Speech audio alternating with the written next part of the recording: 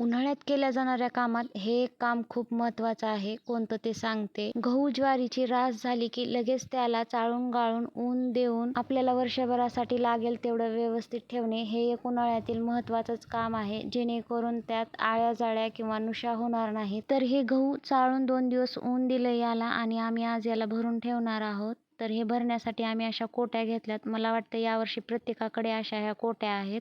तर आम्ही तर याला कोट्याच म्हणतो आहोत. तुमच्याकडे याला काय म्हणतात मला नक्की कमेंट करून सांगा.